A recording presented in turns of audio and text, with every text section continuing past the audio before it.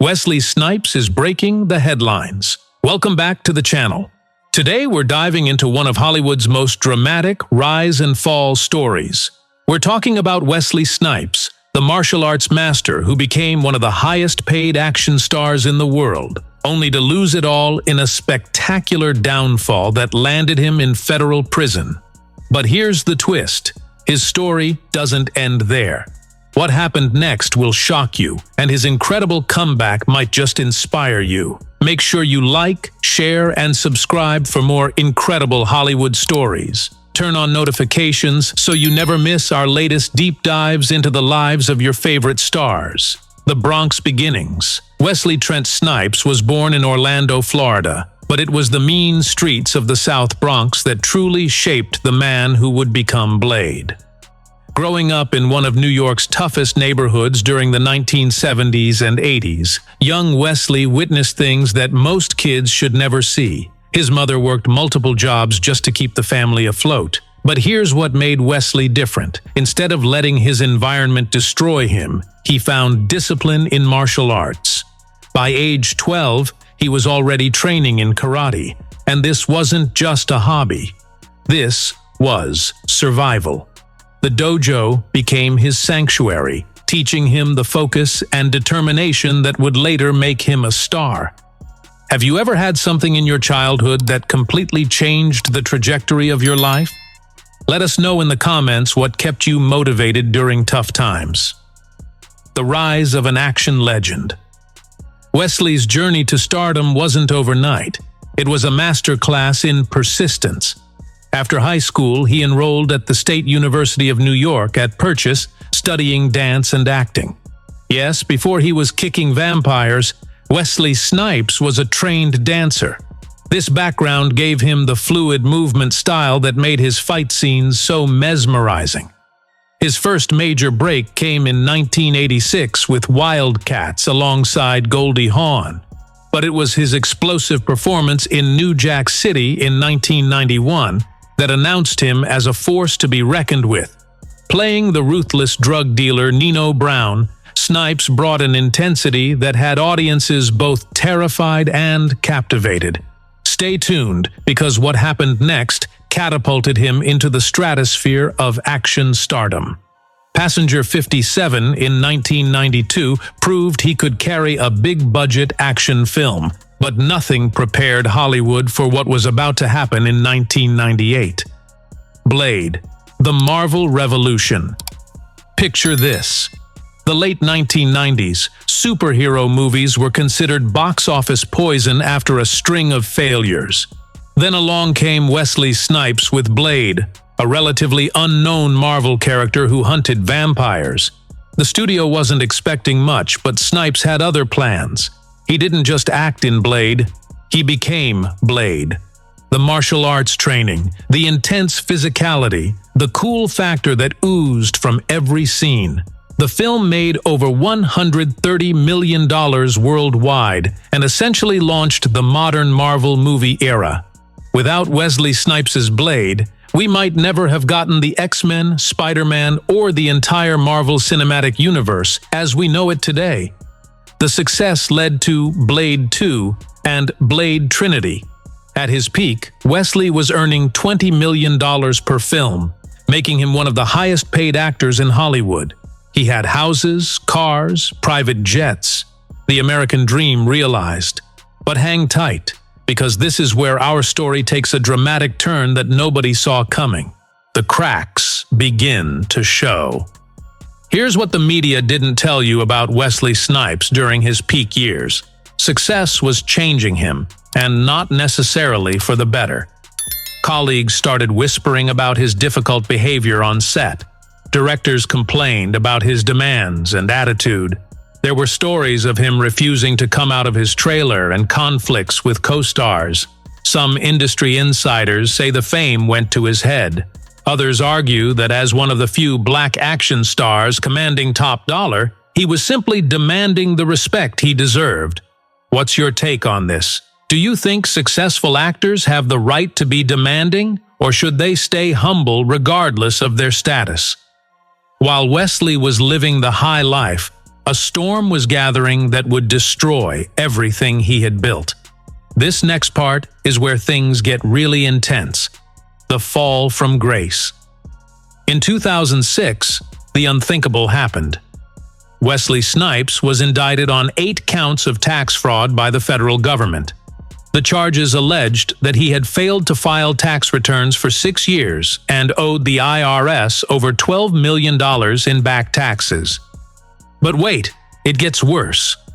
The government claimed that Snipes had been involved with tax protesters who argued that income taxes were unconstitutional. He had apparently stopped filing returns altogether. When the case went to trial in 2008, the evidence was damning. Here's the kicker. While he was acquitted on the felony fraud charges, he was still convicted on 3 misdemeanor counts of failing to file tax returns. The judge sentenced him to 3 years in federal prison. For a man who had been earning millions per movie, this was a spectacular fall from grace that sent shockwaves through Hollywood. Prison and rock bottom. On December 9, 2010, Wesley Snipes reported to federal prison in Pennsylvania. The man who had once commanded $20 million per film was now wearing orange and living in a cell. His career was over, his reputation destroyed, and his fortune rapidly disappearing.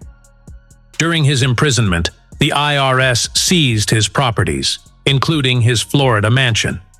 Legal fees had consumed millions, and with no income coming in, his debt continued to mount.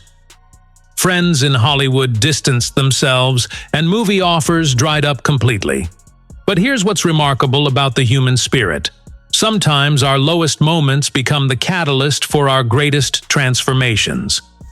While locked away, Wesley had time to reflect on his choices and what really mattered. What's coming next is even more surprising than his downfall. The unlikely comeback.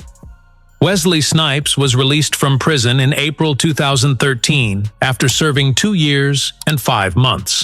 Most people expected him to fade into obscurity, another cautionary tale of Hollywood excess. They were wrong. Instead of hiding in shame, Snipes began rebuilding his career and reputation. His first major role post-prison was in The Expendables 3 in 2014.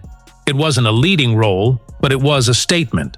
Wesley Snipes was back. Then came smaller films and international projects.